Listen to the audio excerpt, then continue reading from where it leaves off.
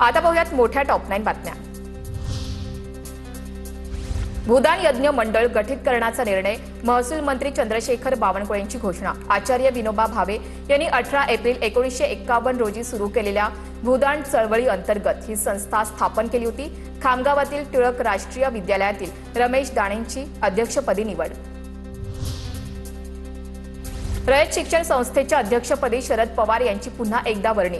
अध्यक्षपदासाठी एकच अर्ज आल्यामुळे शरद पवार यांची बिनविरोध निवड। 2026 ते 2029 या 3 वर्षांच्या कालावधीसाठी शरद पवार अध्यक्ष राहणार।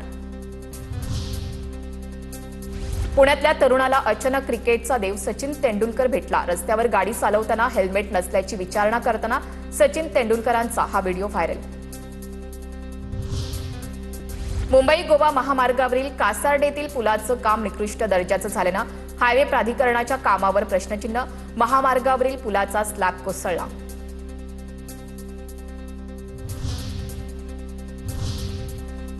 आता पाहूयात महत्त्वाच्या टॉप 9 बातम्या। नाशिकमध्ये कुंभमेळ्याच्या पार्श्वभूमीवर पालिकेकडून अतिक्रमण हटाव मोहीम। द्वारका परिसरासह शहरातील विविध भागात बुलडोझर कारवाई। 9 जेसीबीच्या माध्यमातून पालिकेकडून कारवाई। पुण्यातील मोरगाव, थेऊर आणि सिद्धटेकमधील अष्टविनायकाची मंदिरं भाविकांसाठी बंद। देखभाल दुरुस्तीसाठी किमान महिनाभर मंदिरं बंद राहणार। नित्यपूजा मात्र चालूच राहणार।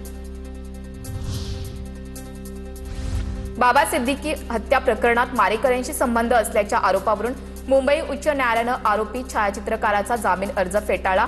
कटात सामील असलेल्या व्यक्तींचे हेतू कळल्यानंतर सुद्धा तो त्यांच्या संपर्कात राहिला, कोर्टाचं निरीक्षण। जान्हवी कुकरेजा हत्या प्रकरणात मुलीच्या वैयक्तिक वस्तू परत मिळाव्यात यासाठी आईची मुंबई उच्च न्यायालयामध्ये याचिका। न्यायालयाकडून राज्य सरकारसह संबंधितांना नोटीस। चिनापोरा हत्या प्रकरणात आरोपी इंद्राणी मुखर्जीची स्पेन यूके प्रवासाची विनंती फेटाळली। मुंबईतील विशेष सीबीआय कोर्टानं ही विनंती फेटाळली।